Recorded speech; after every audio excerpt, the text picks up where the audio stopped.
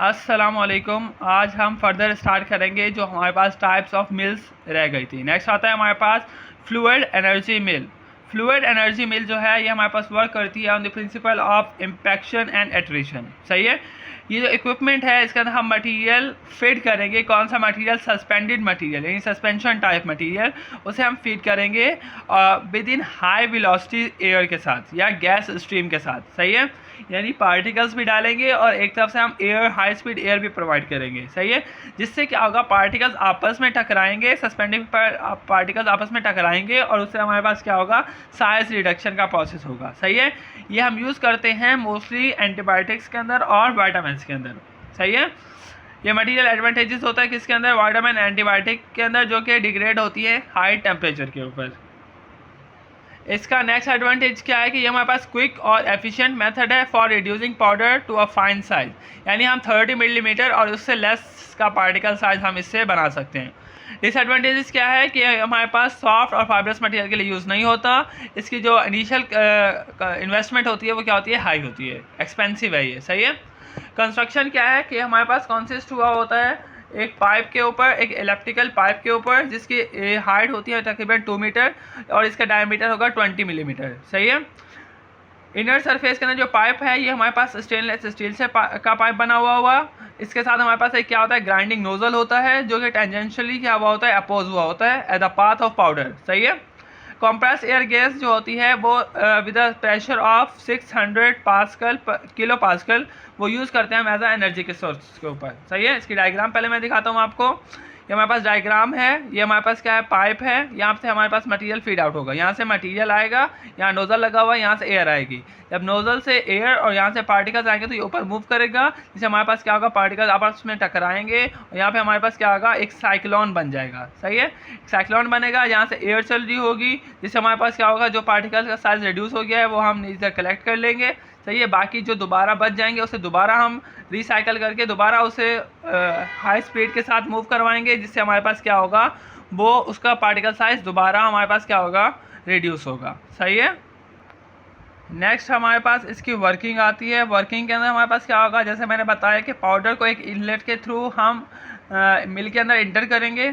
सही है। Compressed air gas हमारे पास ग्राइंडिंग नोजल से आएगी with high velocity. High velocity air क्या करेगी, ट्रांसपोर्ट करेगी पाउडर को into the electrical pipe. Pipe के अंदर क्या होगा, पार्टिकल्स आपस में कोलाइड करेंगे और वो क्या होगा, पार्टिकल साइज क्या होगा, हमारे पास रिड्यूस होगा। अब जो हमारे पास रिजल्टेंट मिक्सचर है फाइन पार्टिकल्स का और एयर का, वो हमारे पास कैरीड आउट होगा थ्रू एन आउटलेट, जिससे हम क्या नाम दे रहे हैं, साइक्लोन सेपरेटर का। साइक्लोन सेपरेटर क्या करेगा, जो हमारे पास पार्टिकल जिनका साइज रिड्यूस हो गया है उसे सेपरेट आउट कर लेगा एक अलग चैम्बर के अंदर, और जो कोर्स पार्टिकल बच गए हैं जो कि कोलाइड हो रहे हैं उसे दोबारा रिकंटिन्यू करेगा या रिसाइकल करेगा और उसका साइज दोबारा से रिड्यूस करेगा। सही है। सॉलिड जो होगा वो फीड पाउडर होगा, इंटर होगा इनलेट के अंदर। कंप्रेस एयर गैस होगी, वो हमारे पास फ्लूइड या नोजल के थ्रू इंटर होगी with high velocity. Electrical pipe के अंदर पार्टिकल पार्टिकल इम्पैक्शन और एट्रिशन होगी। सही है। क्लासीफायर होगा जो कि रिमूव करेगा फाइन पाउडर को और remain the zone of the turbulence for the further size reduction. Further size reduction के लिए हमारे पास क्या होगा, पार्टिकल साइज और रिड्यूस होगा उन पार्टिकल्स का जो कोर्स पार्टिकल्स रह गए हैं। नेक्स्ट आता है हमारे पास पेन मिल। पेन मिल हमारे पास जो है ये वर्क करता है on the principle of impaction and attrition के बेसिस के ऊपर। इसके अंदर हमारे पास क्या होते हैं, दो हॉरिजॉन्टल स्टील प्लेट्स होती हैं, जिसके अंदर हमारे पास क्या होती है, वर्टिकल प्रोजेक्शन हुई होती है। किस चीज़ की? स्टील प्लेट्स की वर्टिकल प्रोजेक्शन भी हुई होती है। सही है।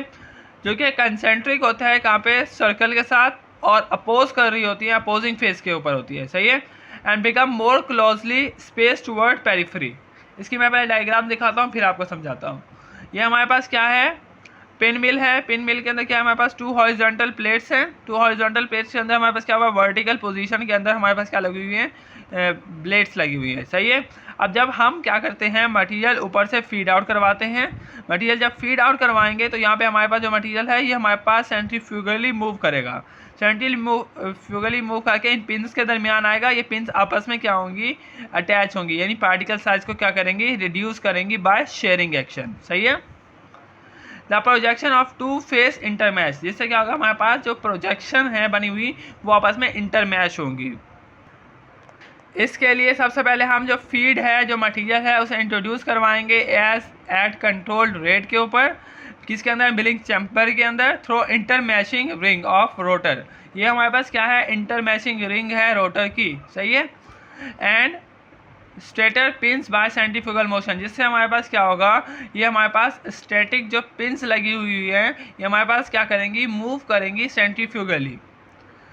Material collection by the disc and passes to a separator, हम मटेरियल को कलेक्ट करेंगे डिस्क से और पास करेंगे कहाँ पे, सेपरेटर के अंदर।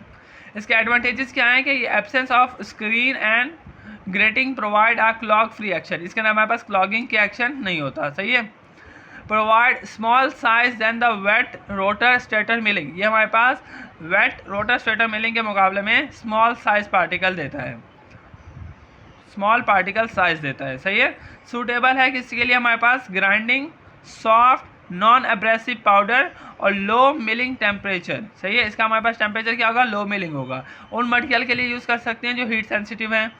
Permit the heat sensitive material to be process, इसके अंदर हम क्या करेंगे, हीट सेंसिटिव मटेरियल को प्रोसेस करेंगे।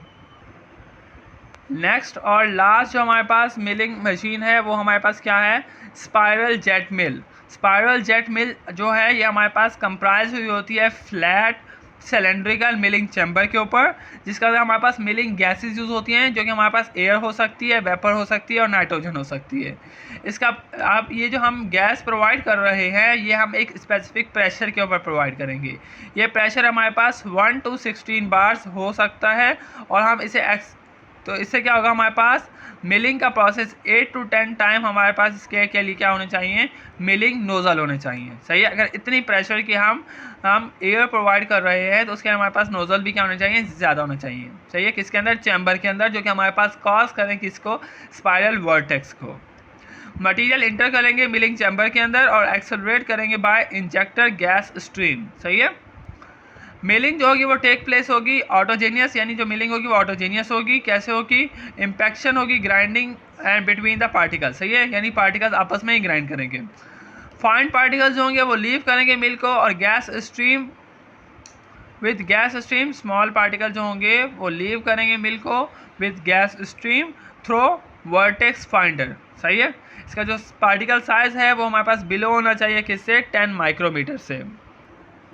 इसके एडवांटेजेस क्या हैं, ये हाई फाइननेस प्रोवाइड करता है with the narrow particle size distribution, low milling chamber temperature होता है इसके अंदर, सही है।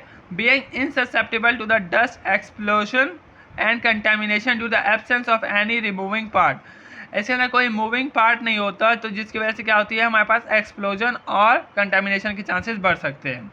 High mass and heat transfer, इसके अंदर मास और हीट ट्रांसफ़र क्या होगा, सबसे हाई होगा। यहाँ पे हमारे पास मिलिंग का चैप्टर ख़त्म होता है। नेक्स्ट हम इंशाल्लाह मिक्सिंग का चैप्टर स्टार्ट करेंगे। अंटिल अल्लाह हाफिज़।